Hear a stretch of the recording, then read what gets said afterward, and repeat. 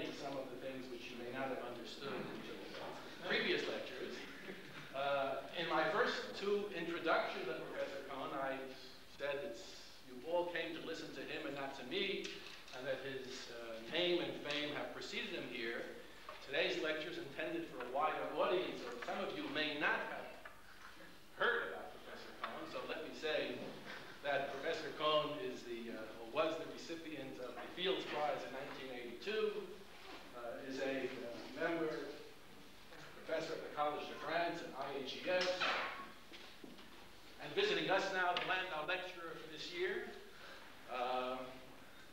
Among many mathematical papers he has written, he's also written a book entitled Non-Commutative Geometry, which after today's lecture everyone will run out and buy, I'm sure. And I give you Professor Cohn. Okay, so let me begin by drawing two pictures, in fact 3 pictures, and I hope they will tell you something, okay? So I mean, like the first picture is this one.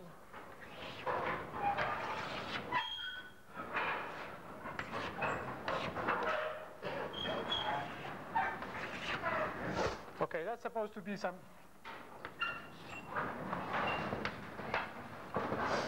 Okay. Now, second picture, so this is, let us say, alpha, beta, gamma. Okay, so second picture is the following. This is an ellipse, and straight line. And this is AB, and this is A prime. This is another line. This is O, okay. So, I mean, you know, here I am just telling you about Euclidean geometry.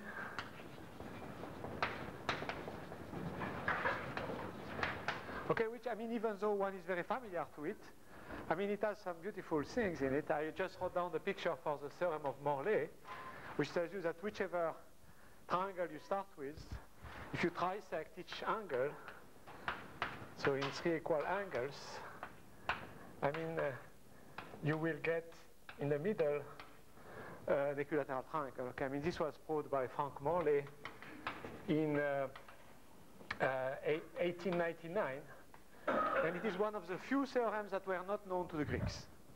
Probably because the Greeks didn't know about trisecting, you know, I mean, because they couldn't construct it.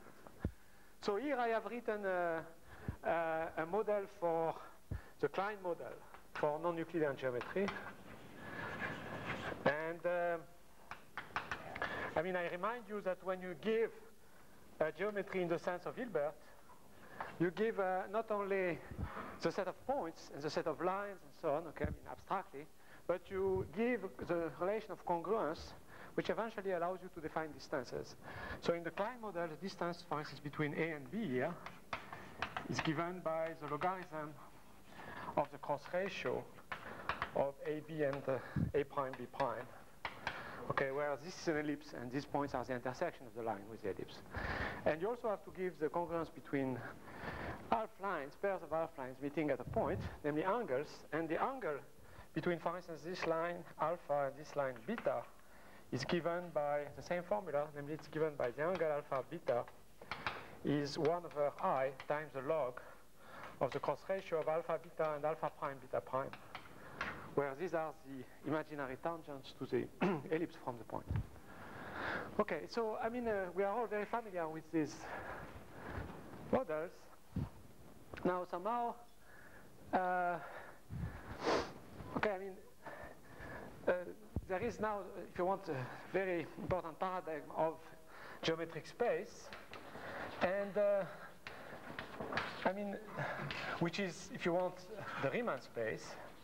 And such a space, somehow, I mean, if you want, it's not a completely natural development from these two things, because from these two things, I mean, you might have been led to think about the Klein idea, namely the idea that what is important in these two situations is a group of transformations, a group of symmetries, okay, which is a Lie group, and so on. And somehow in the idea of the Klein, I mean, there is this correspondence between geometry and the Lie groups, and so on. Now, the importance of the idea of Riemann, or what is Riemann space, It's due mainly, I would say, to the following. So, I mean, yes? What is the group in the down case? Oh, down case is SL2R. It's a group of Lobachevsky transformations, isometries. Well, sorry to show my ignorance. Sure. Say a little more explicitly. Well, I don't want to get trapped into it, but you see, in this model turns out to be equivalent to another model, which is the unit disk, for instance, or the upper half plane of Poincare, where the straight lines are now the half circles, which are perpendicular to the boundary. And the group is just the group AX plus B in the second formulation over CX plus D. So it is a group of conformal transformation of the upper half plane. Okay, and of course, what is important is that all these models, the groups are the same. But what is very important about the point of view of Riemann, if you want, is that somehow it's very rarely the case that spaces have a group. I mean, if we look at the surface in R3 and so on, I mean, it's very, inhomogeneous. I mean, you can't pass from one point to another. And what Riemann did was to be able to extend this idea of geometric space, where you have lines, points, and so on, okay? But in such a way that you have more flexibility, and nevertheless the basic concepts, such as the concept of geodesics, which is given by the equation of geodesics, which is second order equation, continues to hold. Okay, so now what I would say is just a very general remark, is that one reason why this point of view of Riemann is so important, you see, you might say, why study geometries which are not beautiful, which are not symmetric? Now, the main reason is the following. The main reason is that if you look at this equation and you apply it to the very simple space where you take dt square, dx square, dy square, and dz square, so you have 4 coordinates, and you just put a minus, let us say here, that here instead of putting a plus, you put 1 plus twice the Newtonian potential, which is a function v of x, y, z. Okay, and if you write down the equation of geodesics in that space, okay, which is like a small deformation of the Minkowski space. I mean, you could put minus and plus, doesn't matter. Then what you find out is Newton's law. Okay, so I mean, this is a very simple exercise that you can work out for yourself by working out the equation of geodesics. And so I mean, if you want that, geodesics gives you Newton's law in a potential. So I guess this is a very strong and very important reason why one shouldn't stick to spaces which are homogeneous. But of course, if you want to understand physics, it's much better when you have formulation like this. All right, so I mean, what is the next picture which I want to draw? So next picture I want to draw is the following picture. See?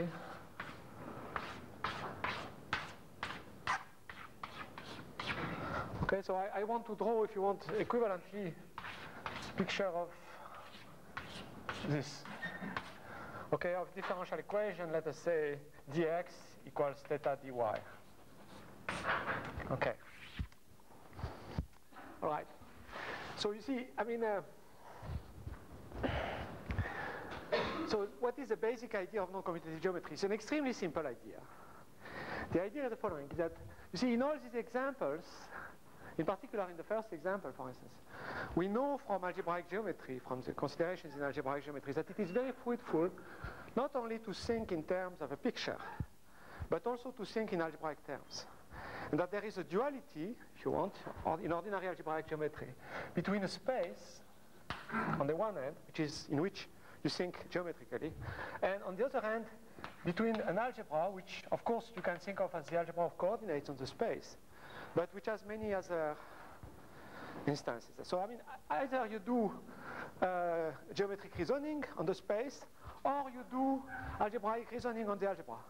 You see, I mean, let me give you a very trivial example. This first example is much less trivial, but assume that you want to show that the medians of a triangle intersect. Okay?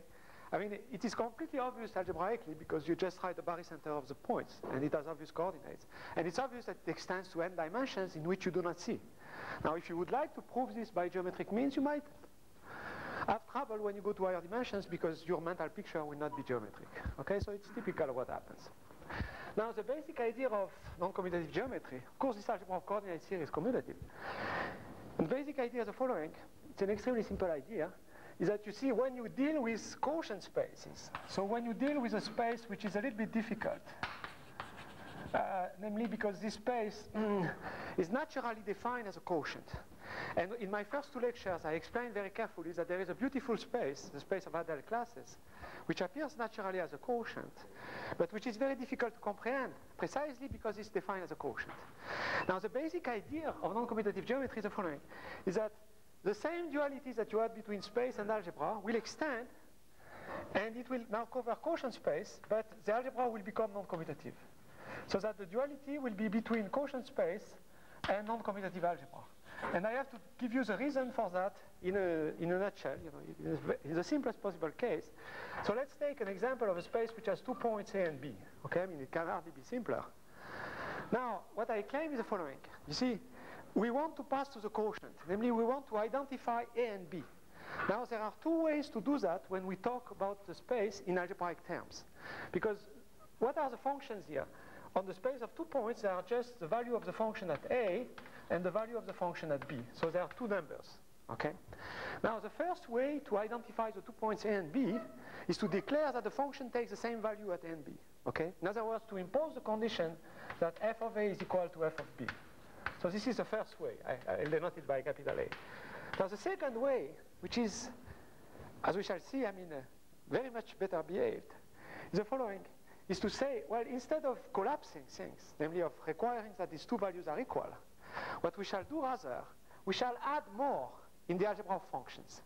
Namely, we shall consider the value at A, the value at B, okay? And in fact, we shall add two off-diagonal terms, FBA, and FAB here, okay? And now, instead of multiplying these things as we were multiplying functions, namely as diagonal matrices, we shall also insert the off-diagonal elements. If you think about irreducible representations, you'll find immediately that the irreducible representations which correspond to this point A and to the point B have now been identified by equivalence. So this way is in fact equivalent to the first way, okay? Because the spectrum, the set of irreducible representations, is the same, right? However, you see, if we apply it to this example, we shall find out that, okay, you see, in this example, what do you want? You want to understand the space of solutions, the space of leaves of these foliations. Okay, I mean, it's clear what I mean by a leaf of the foliation. I just mean a line, but the line is repeating and so on and so forth, okay? So if you want to understand that space, you see, the first way that you would do is to take functions. Of course, I mean, it is clear that to get solutions, I just need to know a point here, okay? Because then I just prolong it. I just follow it.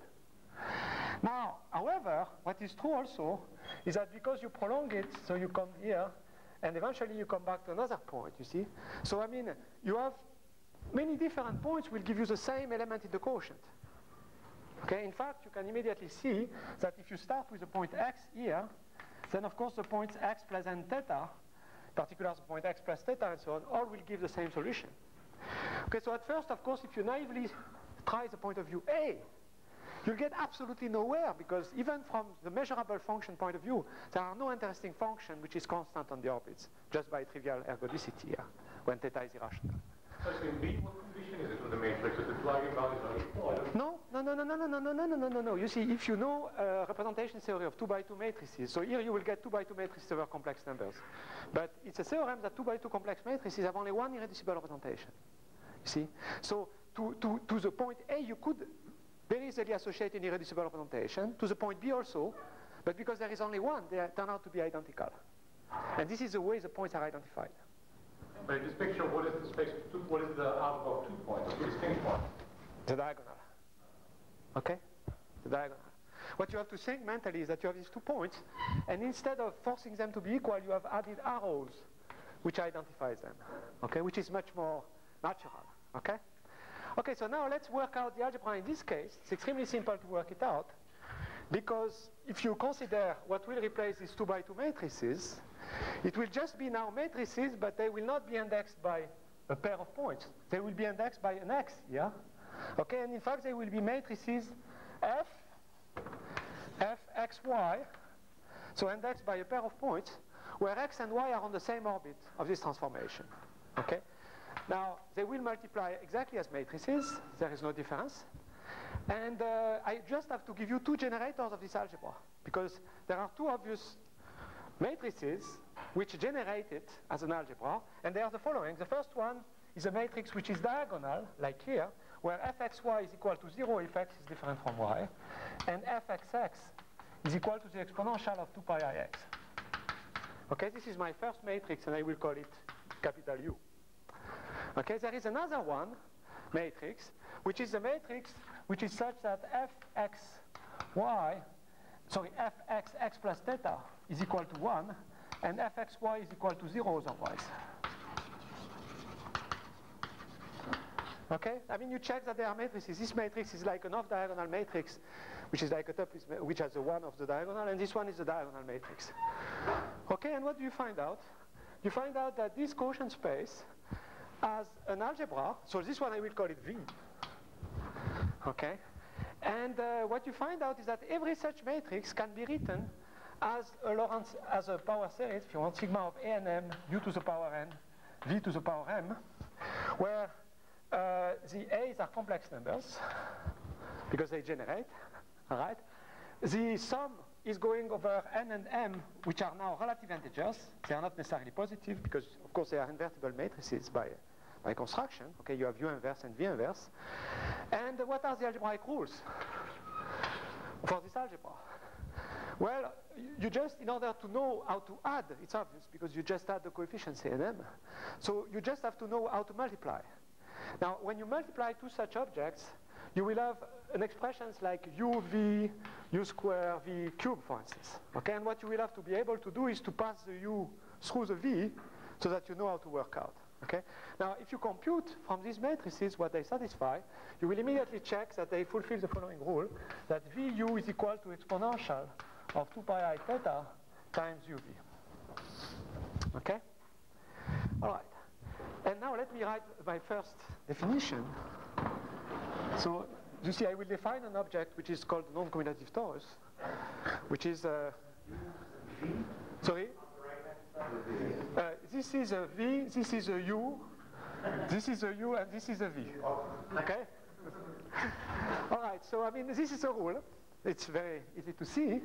And now let me write my first object. You see, C infinity functions on the non-commutative 2 torus is a space of all series sigma of A and M, UN, Vm, with the above rules, such that the sequence A and M belongs to the small Schwarz space of this square. So in other words, I mean, this is a notation. This sequence has to decay more rapidly than any inverse of polynomial when n and m go to infinity. All right? Now, you see, you don't have the space. You don't see the space. But what you have is the algebra of functions. And you can put that on a computer. You see what I mean? I mean, it's workable. It's perfectly workable. You can begin to compute and so on. So what are the computations one should do?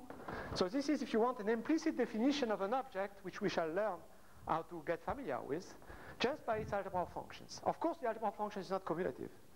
But this lack of commutativity is just coming from the fact that we are identifying things together. All right, so you see now there is a very easy, there are two parts in geometry, one which I will call the soft part, okay, and one which I will call the hard part, if you want, or the metric part, I don't know. And the soft part, by the soft part I mean, you know, all of differential topology, I mean differential forms, vector bundles, connections, and so on. So let me just write down what I have in mind. So what I have in mind is, you know, vector bundles, connections and curvature on vector bundles, and curvature, characteristic classes of vector bundles. Okay, and okay. And by the hard part, I mean the metric, the Riemann curvature, the Pontryagin classes, and so on and so forth. All right? I mean, I suppose you feel the distinction very strongly.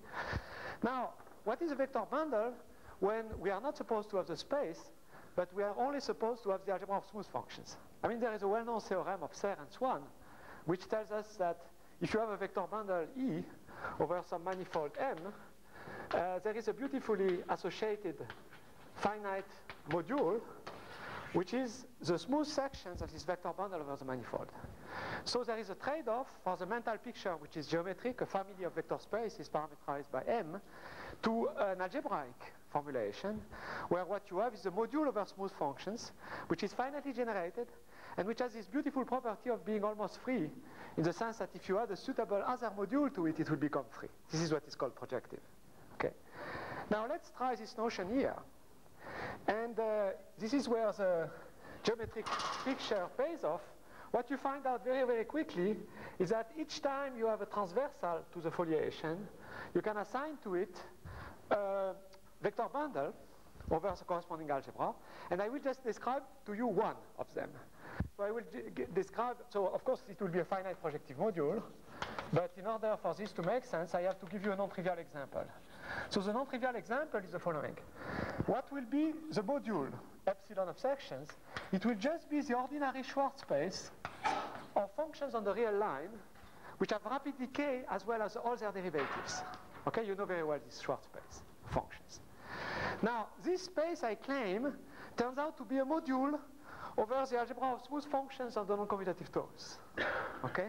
So I mean, I claim that it's a module over C infinity of T2 theta, and because this is generated by the two generators U and V, in order to describe the module structure, I just have to give you the ways the generators are acting. For reasons of convenience, when we deal with non-commutative modules, it's more convenient to have the action on the right.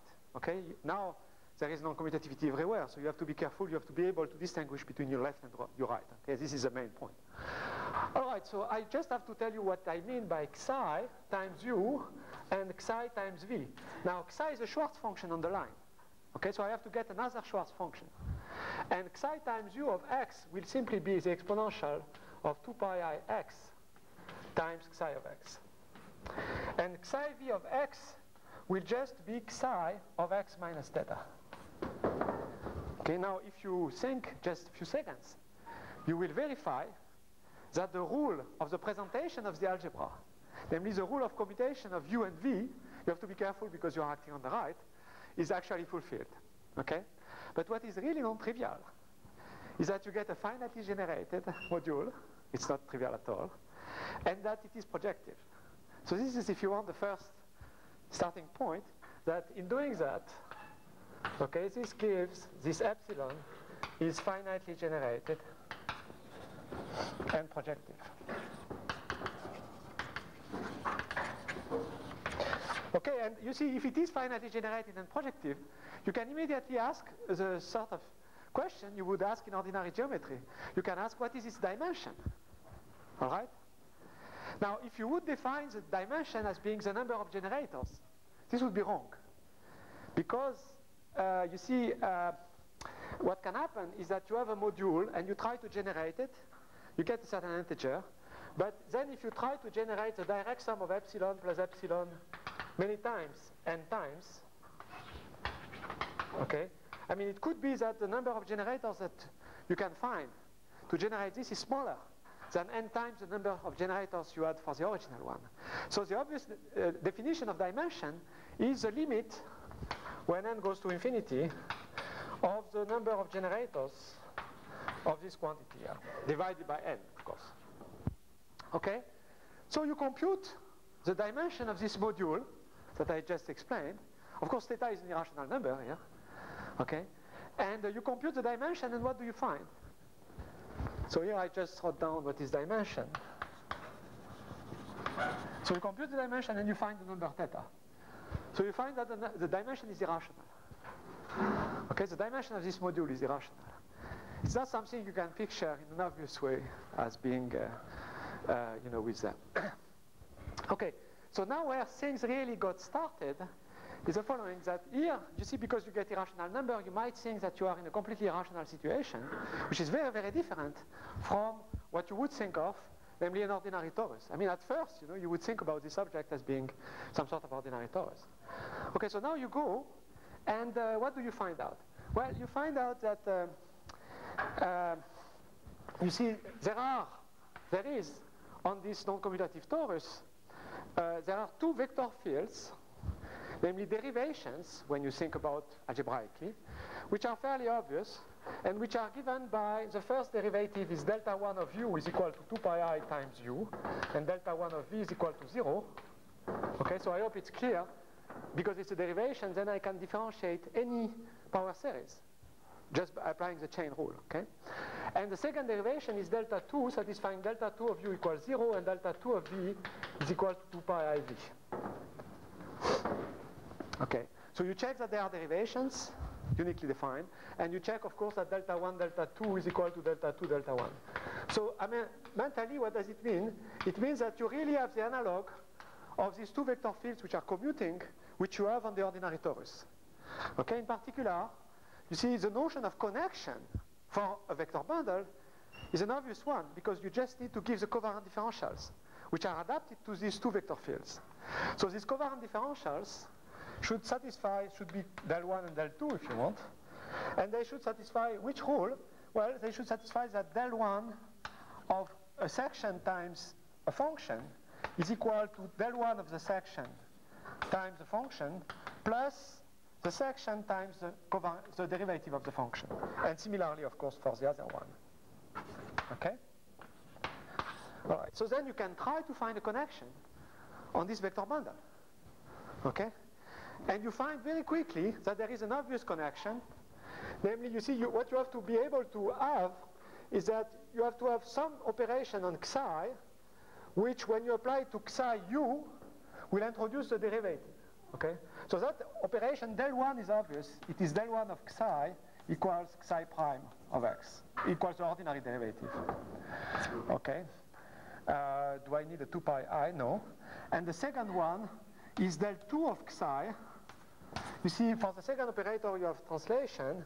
And when you look what should be the connection, you find del 2 of psi is equal, at x, okay, is equal simply to 2 pi I x over theta times psi of x.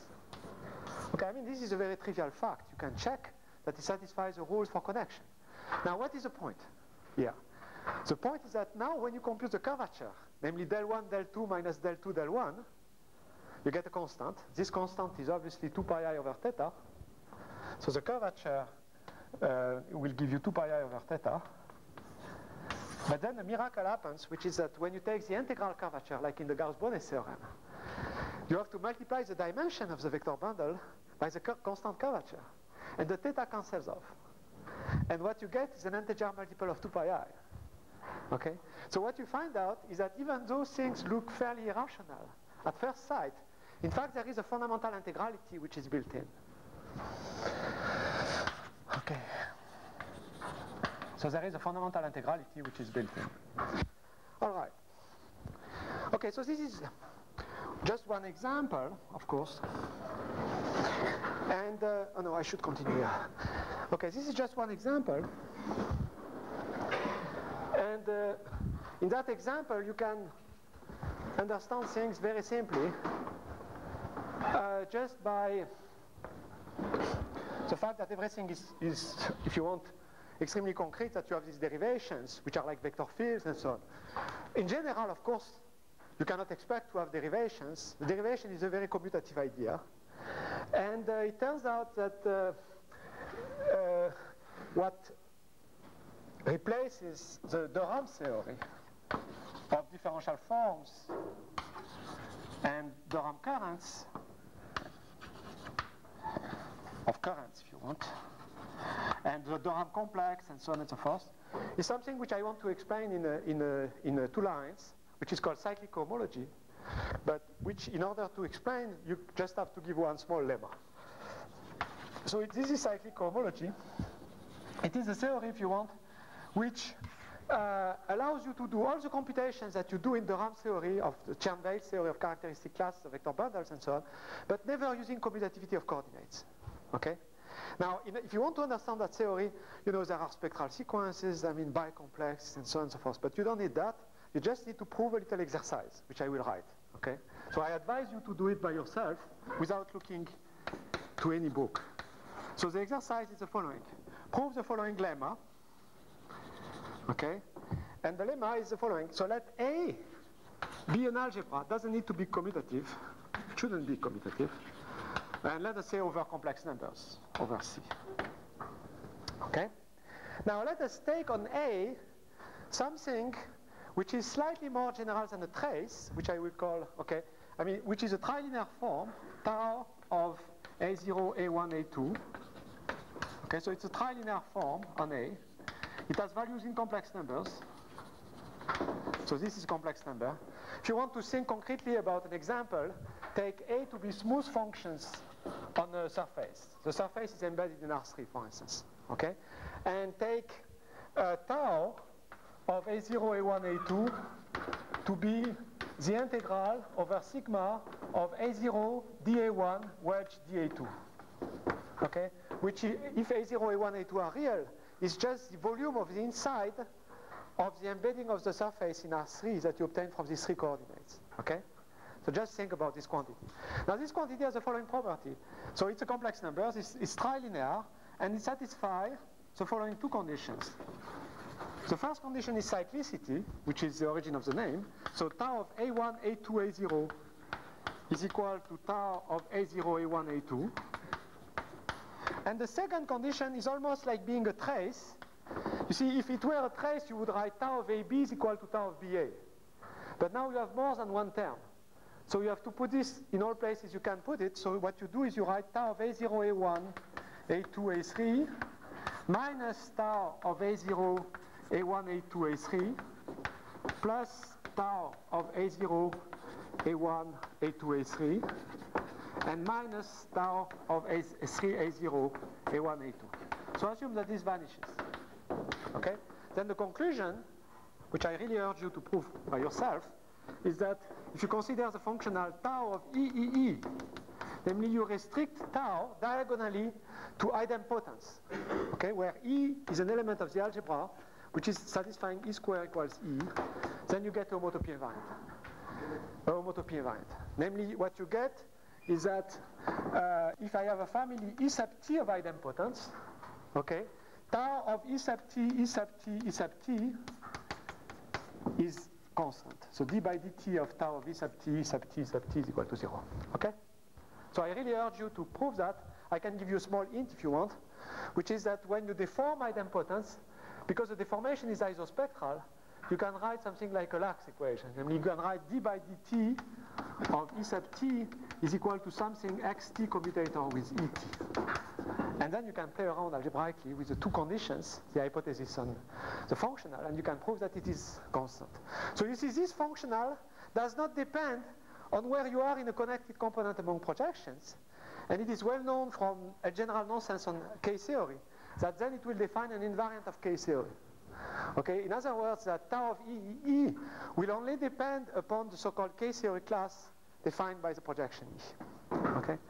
But if you really want to understand the germ of it, if you want, it's just this lemma. Of course, 2 has nothing particular. You see, I mean, or 2 or 3. I mean, you have 3 variables, but the dimension is really the number which is here. This has nothing to do. This lemma contains, it subsumes completely the Chern-Weil theory, but I mean, it extends it to the non-commutative case. All right, so if you look a little bit more closely, you will find out, you see,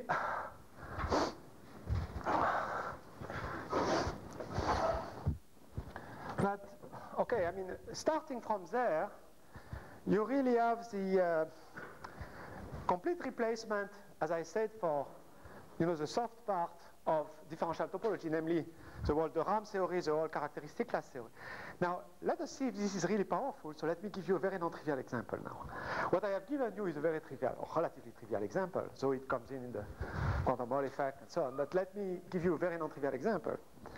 So, non-trivial example is the following, where this applies.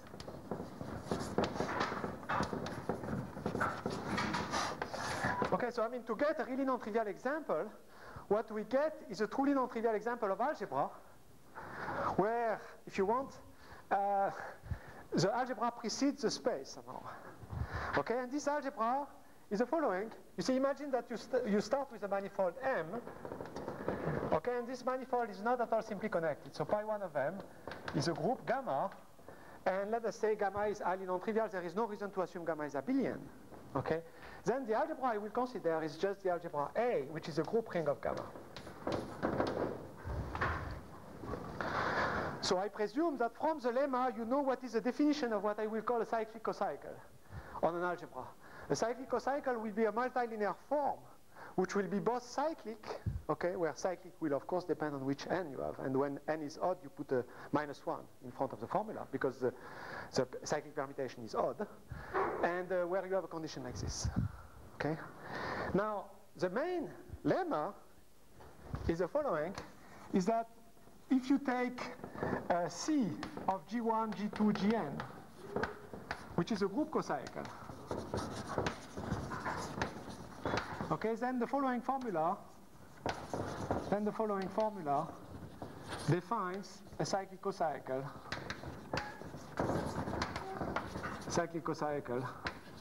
on the algebra A.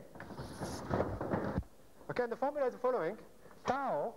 You see, I want a cyclic cocycle on an algebra, but that algebra is linearly generated by group elements.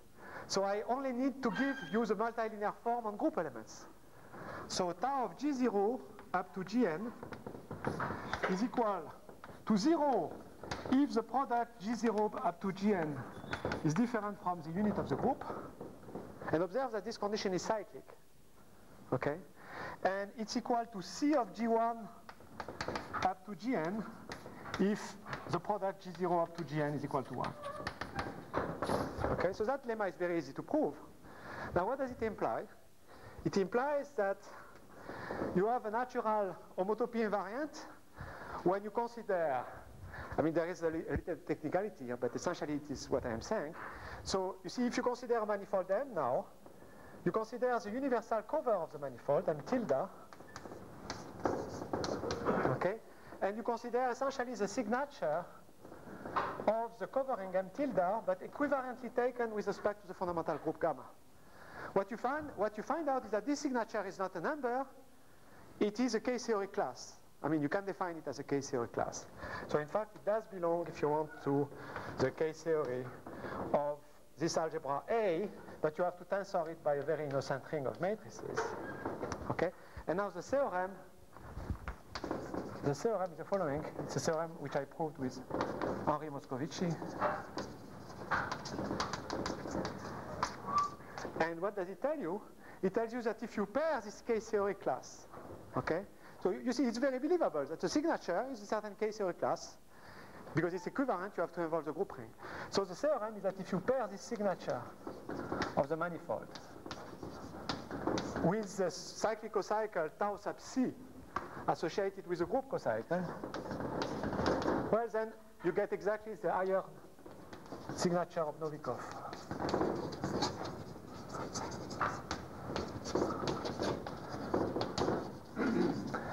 Okay, namely you get a certain topological formula which involves the L genus, which involves the characteristic class of the group cocycle and so on, which was found by Novikov and which was conjectured by Novikov to be a homotopy invariant in general.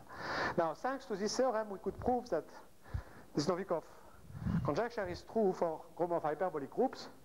But if you want, I mean, what it shows you that see, I mean, even when you deal with the soft part of differential geometry, namely vector bundles, K-theory classes, their invariance as defined by characteristic class and so on, there is a lot of mileage to be gained by not restricting oneself to spaces whose coordinate algebra is commutative.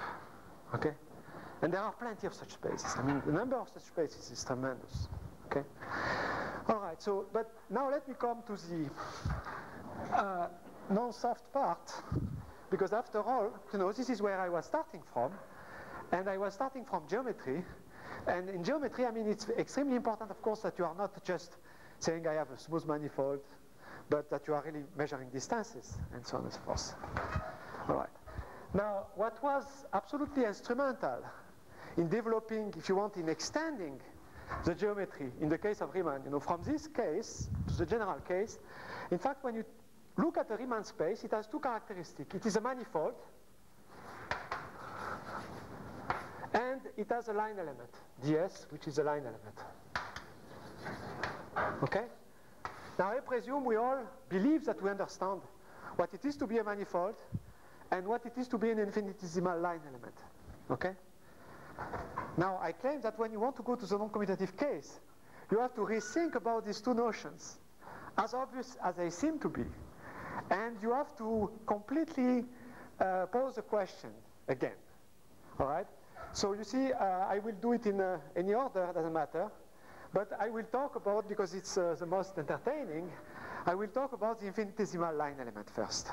Okay? So let me talk about this, because that's very entertaining, I believe. And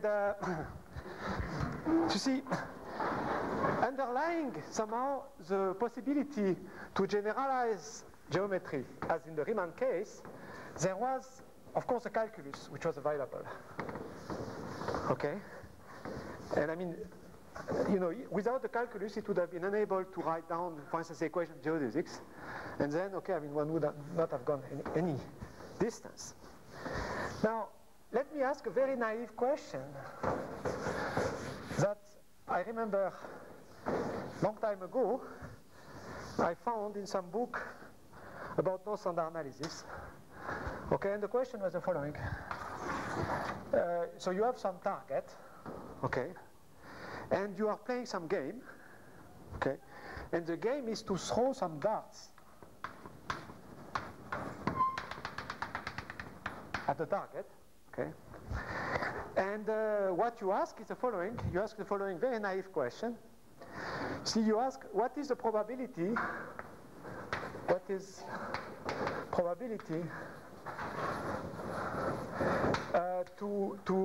so of course what I am discussing now is infinitesimals. You see, and there was a claim in non-standard analysis that it was a theory of infinitesimals. Okay. Now, the book I read on this theory was beginning by this. What is probability to hit at the point x? Okay? So you have some point x here. And you ask, what is probability to hit at x? Now, it's very easy to cut the target into two pieces and to show that dp of x is smaller than 1/2. Okay, because x is on 1/2 of the two pieces. It's very easy to cut into 4 pieces, so on. Okay, so I mean, it's very easy to see that dp of x is smaller than epsilon for any epsilon positive. All right? Now, so this means if you are very naive, you will say, well, I conclude from this that dp of x is equal to 0. Okay, but this is obviously nonsense, because whenever you send the dart, you hit somewhere. Okay? Now, if you ask this to an elaborate mathematician, he will tell you, oh, yes, but dp of x, I know what it is. dp of x is a 2-4. Okay?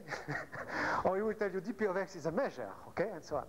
But then you can trick him, because you can ask him, but yes, but can you tell me what is e to the -1? Oh, sorry. Well, can you tell me what is e to the -1 over dp of x, you know? And then you will be, okay, you won't know what to answer. All right? Now, in this book about non-standard analysis, it was claimed that dp of x can be understood and is non-standard number, and so on. So, okay, I mean, that's very nice. This is a very nice theory. I mean, it has a lot of applications and so on. But in this instance, I found the result very disappointing. Let me tell you why. Because we know from Solovay, so on, that we can assume that every subset of the interval is measurable. Now, it's very easy. It's a 2-lines exercise. That if you give a non-standard number, you will produce canonically a subset of the interval which is not Lebesgue measurable. Okay, I mean, it's a 2-lines exercise. So what is this telling us? This is telling us that nobody will be able to pin down a specific non-standard number. Okay, I mean, it will be like a virtual object. I mean, of course, it can disappear in a computation and so on. But here I wanted to have this number. Okay, so I mean, eventually I dropped this answer. And I mean, it will probably not surprise you that in a very satisfactory way, there is an answer, but this answer doesn't use non-standard analysis, but it uses quantum mechanics, which of course, quantum mechanics is one way to understand the small. Okay, and I mean, it will give us the first lines of the dictionary that I want to use in order to define non-commutative geometry in general. So let me begin by the first 2 lines that you all know, and then I will write lines that you don't know. Or perhaps that you know, but you will see them in a different way, okay? So the first line of the dictionary, you see, might be I should put it in the prolongation of this, underneath, because it's really the continuation. You see, this whole theory can be understood as a dictionary, in a way. So where you have classical on the left, and you have non-classical, if you want, corresponding to non-commutative stuff on the right. Now, so you see, I mean, it's completely standard in quantum mechanics that what we call a function of a real variable, a real variable, rather. Let me call it real variable. Okay, and the complex variable, I mean, these are perfect analogues in the dictionary of quantum mechanics. A real variable is just a self-adjoint operator.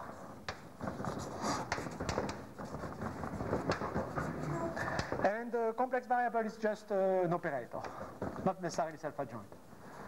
Okay, I mean, I don't want to spend time on that, but you see, for instance, a set of values of the variable is a spectrum.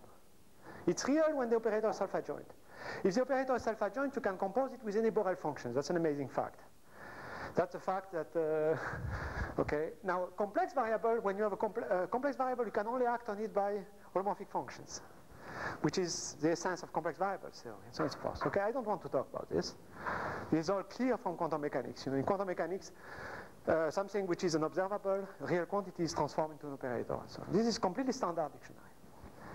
But then you find out that, so very surprisingly, there is a beautiful home in this dictionary for infinitesimals. And this comes up as follows. You see, this comes up as follows, that the contradictions that we were getting here, that something which is smaller than epsilon for any epsilon can be alleviated. You see? So in other words, first you will think I am totally crazy, but so you see, it is possible for an operator that it is smaller than epsilon for any epsilon positive. Of course, I mean, if it is smaller than epsilon for any epsilon positive, it's 0. This we know. But we can be a little more tricky. You see, we can say for any epsilon positive, there exists a finite dimensional subspace such that when you restrict T to the orthogonal of E, it is smaller than epsilon. Right? Okay, this means that you can condition the operator, given any epsilon positive, to make it smaller than epsilon. Now, these operators are very well known. They are the compact operators. We know very well what they are. And of course, they form an ideal in all operators, and so on and so forth. And also, we also know, if you want, what is the order of an infinitesimal, namely of order alpha. For instance, an infinitesimal is order alpha. That means that the characteristic values, mu n, of the compact operator have to be a big O of n to the minus alpha. Now, let me pause at this point and explain that at this point, there is a very interesting thing. You see, because at this point you could stop me and you could tell me, why did you have to use operators? Because your infinitesimals are sequences, like the sequence of eigenvalue of the compact operator. So why don't you take sequences? After all, you can talk about the sequence growing like n to the minus alpha and so on and so forth. The sequence going to 0 do form an ideal. What is the point of taking compact operators? Okay? Now, this is exactly the key point, that it's only because, you see, if I would take sequences, an going to 0, I would not have continuous variables. Namely, a sequence always has point spectrum. It's invertible outside the values of an. But among operators, you have operators which have Lebesgue spectrum. Namely, you have variables, for instance, a multiplication by x in L2 of 0, 1, which have Lebesgue spectrum, which have continuous spectrum. And it's very easy to show that you cannot have coexistence of infinitesimals together with continuous variables if you have commutativity. It's very easy to show that. So if you want the price that you pay for coexistence of infinitesimals with continuous variables is the lack of commutativity. Okay? I mean, this is an absolutely key point which is very rarely well stressed. All right. Now, this is relatively trivial in a sense, you can say, because we know what are compact operators and so on. What is the really new ingredient? The really new ingredient is the integral. Okay, and the integral turns out to be the following. It turns out that any operator of order 1, namely any operator such that its eigenvalue go like 1 over n, has an integral of t, but this integral is not the trace of t, but this integral is the coefficient of the logarithmic divergency, of the log divergency in the trace. So in other words, what you do is you take 1 over log lambda, the sum of, for the positive operator, let us say, of the characteristic values mu n of t from 0 to lambda minus 1. I mean, this can be defined in a very accurate manner. And there is a way to define, by a limiting procedure, what you have here. And it's a very non-trivial theorem because this is a non-linear function of the operator. That what you get is actually a linear form, that it is unitarily invariant and it has all the right properties. Okay, I mean, this is related to some work of the experiment. But it is absolutely essential here. All right. So now we have the beginning of a dictionary. And of course, we can go back to the example of the target here. And just a moment's thought will tell you what is the answer, namely this probability. And what you will find out is that it is the inverse of the Laplacian for the domain, omega. Okay? And if you think a little bit, so let me call that dp, and if you compute the integral of a function times dp with this integral, you'll find that it is the ordinary integral. So it gives you, of course, the ordinary function. But now you can say what this is. What is this? This is the Hit kernel for this operator. And you know, obviously, that it is infinitesimal of any order. You see, it's a smoothing operator, so it has order as big as you want, and so on. Okay, so now you can operate. You can do things. And let me tell you what you can do now. And once you have this dictionary, you can immediately understand what should be a geometry in this framework. Because, you see, in order to follow what is a geometric space, we know that it should be both a manifold with a line element. All right? So this is what we are asking for. What is a geometric space?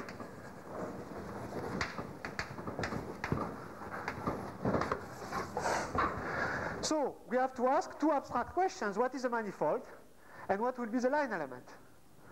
I will, as I said, now I have the framework to understand what is a line element. To explain why it's a manifold, I will have to say one word. So what is a line element?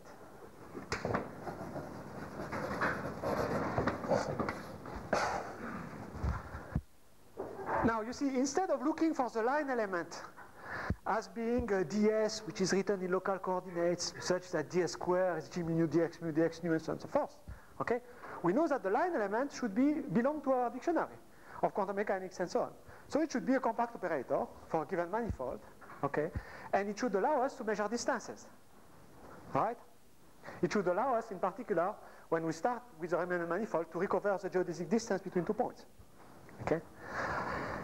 Now, you look into some books in physics, and you find plenty of little things like this.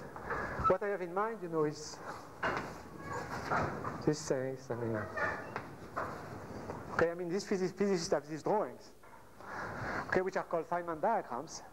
And in these drawings, you will find everywhere this little thing which is called the propagator for fermions.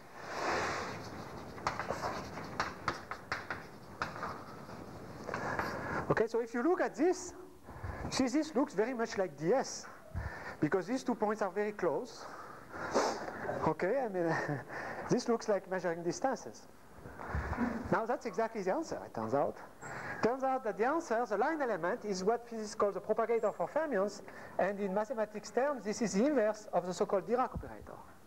Okay, because, I mean, it's fermions, so you have to take the Dirac operator, not the Laplacian, and you invert it. It has exactly the dimension of a length, so it has dimension, this is dimension of a length.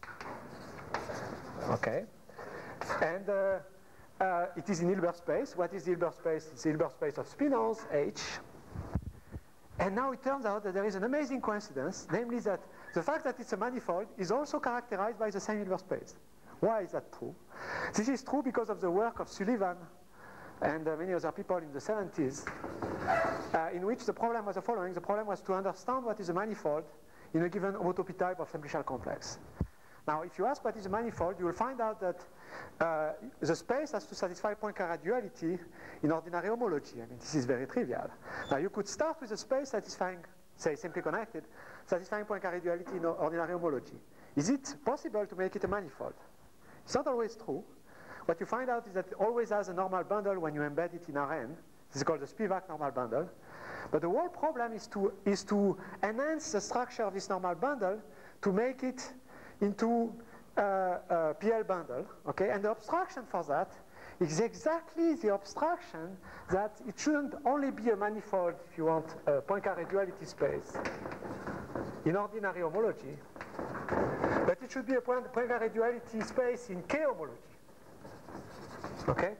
Now it turns out that the miracle is the following, is that Atiyah and Brown, Douglas, Fillmore, Kasparov have worked out an operator theoretic understanding of what is K homology. You see, I have talked to you very vaguely what was K theory. Amazingly, K homology is exactly realized in the same way.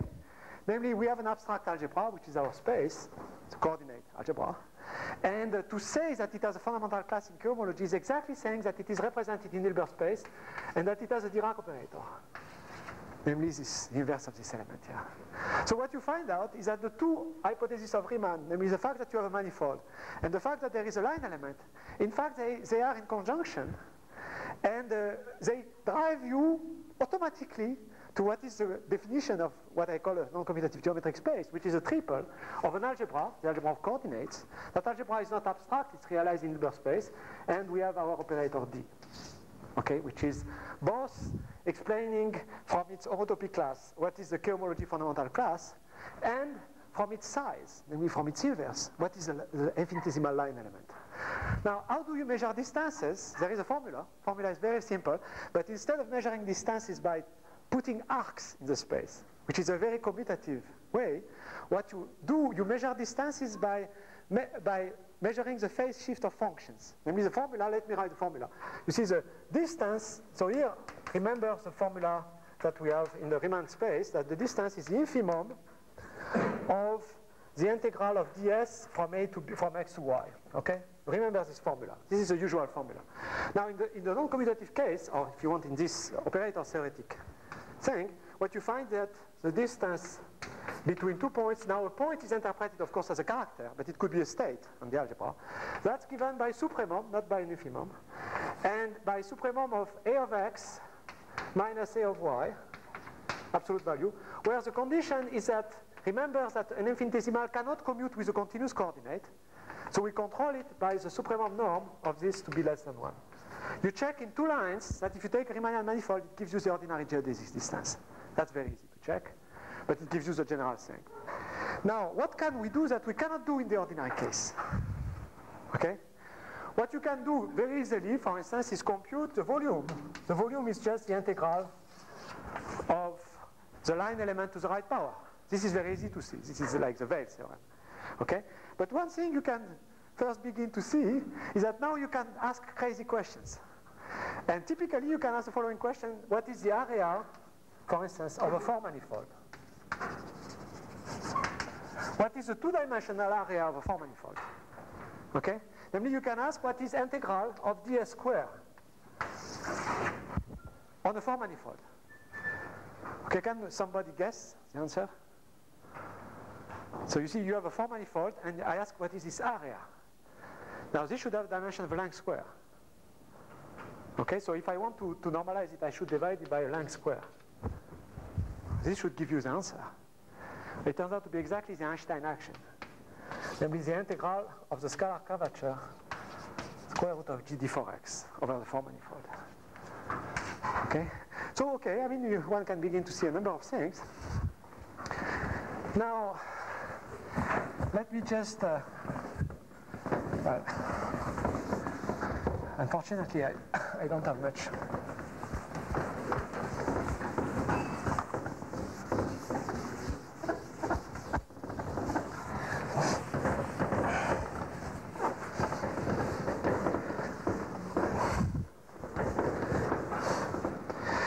Okay, so you see what happens is the following. What happens basically is that this framework, so what we have is a geometrical framework, okay, which extends obviously the classical geometrical framework. Now, it has one big difference, which is that it does treat the discrete in exactly the same way as a continuum, because when you look at this formula for distance with a supremum, you can apply it to a discrete space, which is not connected by arc in any way, and you'll find non-trivial answer for distance and so on. Now, the theory develops in two ways. On the one hand, there are completely general theorems. One very general result is the index theorem. So there is an index theorem like Atiyah-Singer index theorem. There is an index formula if you want. And I mean, I won't write this formula, but what it shows is that all of the features of the index theorem, which are attributed normally to local geometry and local coordinates, is purely operator theoretic. And what you get is a formula which is local, which is of course very hard to compute in examples, but which is giving you in general the ideas of curvature and of Pontryagin classes. Okay.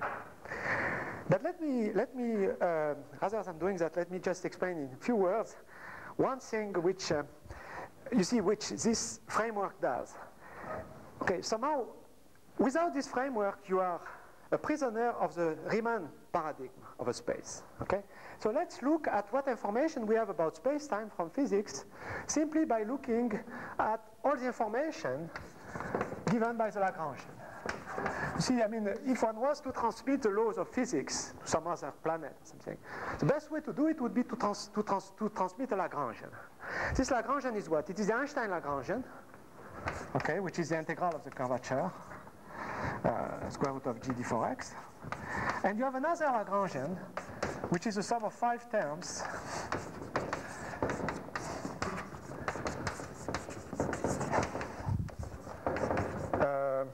Plus LF. Okay, I mean, it's very complicated.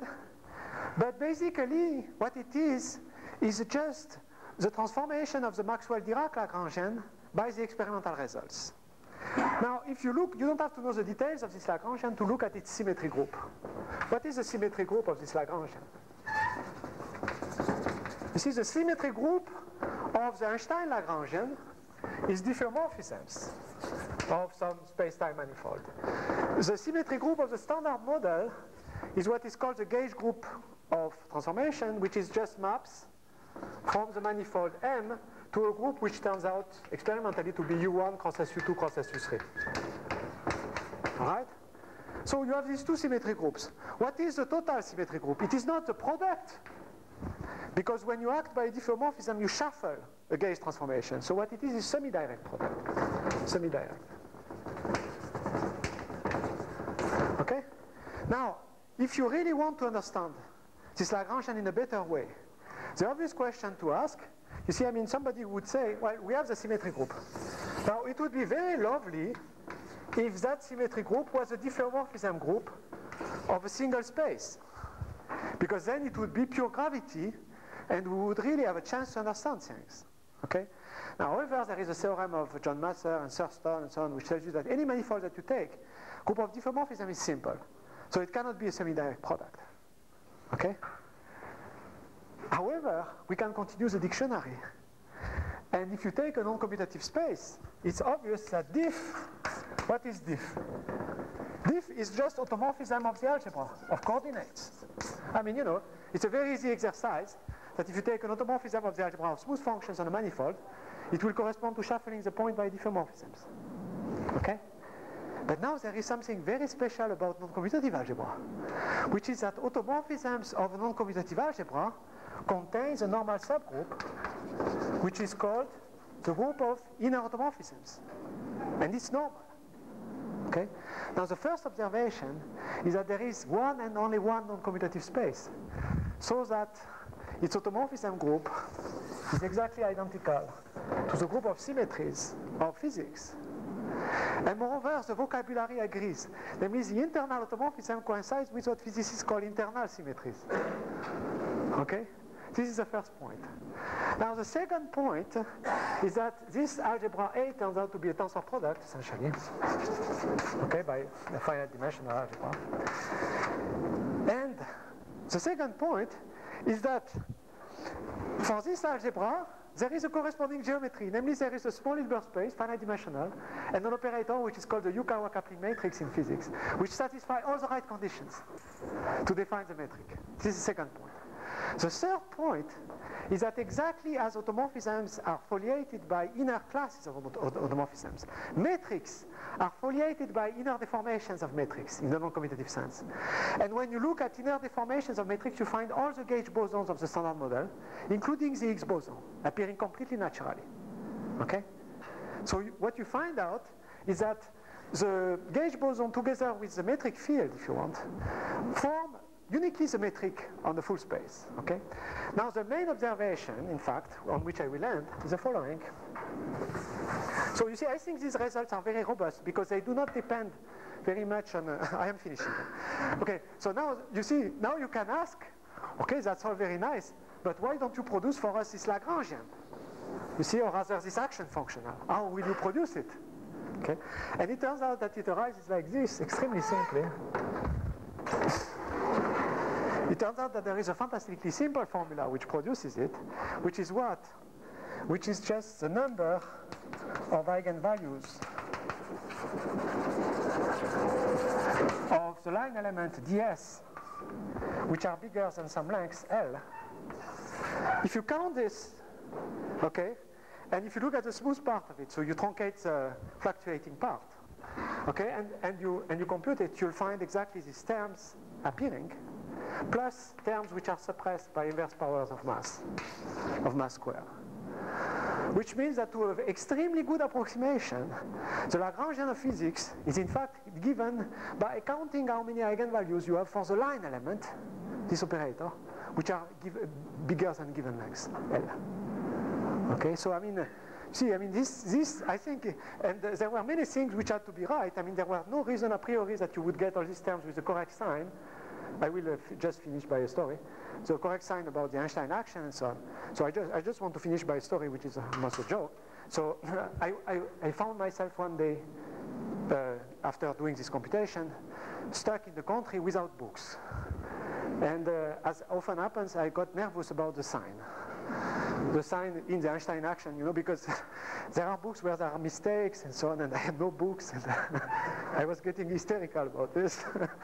And I knew I had no time, practical time to check, because it takes a lot of time, you know, to be sure and so on. So after, at 2 o'clock in the morning, I sort of began to fall asleep, but in this extremely unpleasant sleep where you are not really sleeping, but you know. And eventually I fell to sleep, and I made the following dream. So I was back in high school, but so there was my high school teacher was with me, and I had taken my car, my new car, and I had dismantled it into very small pieces, and then I had assembled all pieces together back, and I was begging my high school teacher, please, can you try this car for me and see if it runs in the right direction?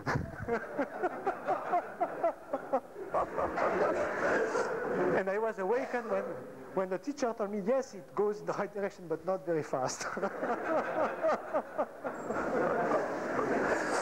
So this is to conclude and to tell you that indeed, you know, in this model, there are what physicists call problem of fine-tuning, because if you want the constants to be what they are, you have to make some adjustments and so on. So this is the story. Okay, so I think I will.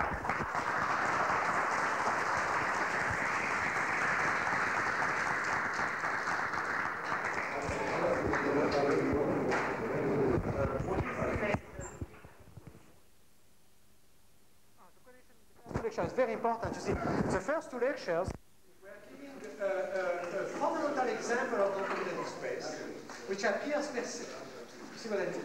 And then you want to study it, of course, you have to develop the theory. But mainly the first 2 lectures are gems, if you want, an example which occurs very naturally of a space which is not an organized space. And in order to comprehend it, you have to develop a new space.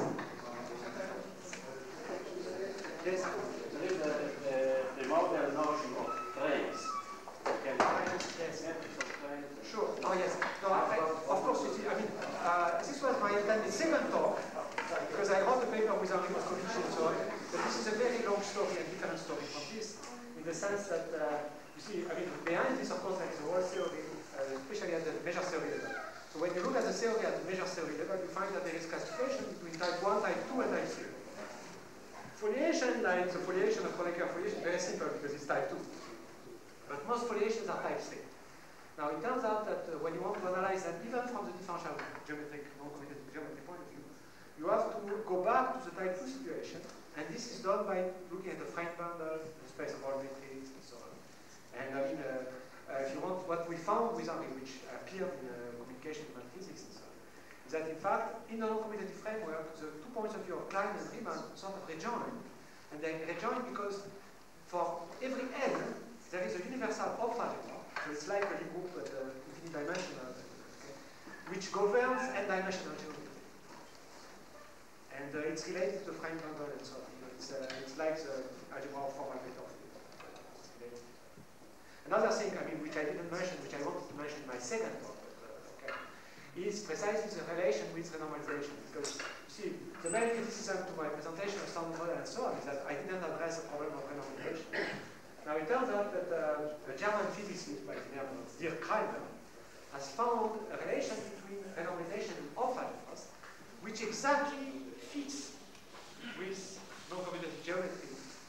In fact, it shows that non-commutative geometry is a correct framework to understand all these combinatories of subtraction procedure in physics. I mean, what we found is that there is some sort of formal group in which renormalization procedure is really a subtraction. That means multiplying an element by the inverse and another element. Okay, but that's description. So I mean, you know, there are lots of things which are very provisional. In particular, there is no dogma. Non-commutative geometry is by no means a dogma. I think it's a collection of examples, and I mean, in many cases, interesting computations and so on. One doesn't know what it's. I want to thank Professor Cohn for a series of lectures, and we hope